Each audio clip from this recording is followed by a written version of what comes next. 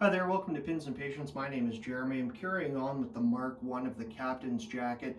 I've been working through, as you can see here, attaching the sleeve and trying to connect the arm scythe in this area here. What I've discovered is this is a size large sleeve.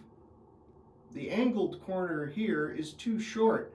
I had sewn everything together and I wasn't able to move my arm past this length. It was stuck. Second point to note, I removed the stabilizer here, so that gave me the proper amount of flex that I needed.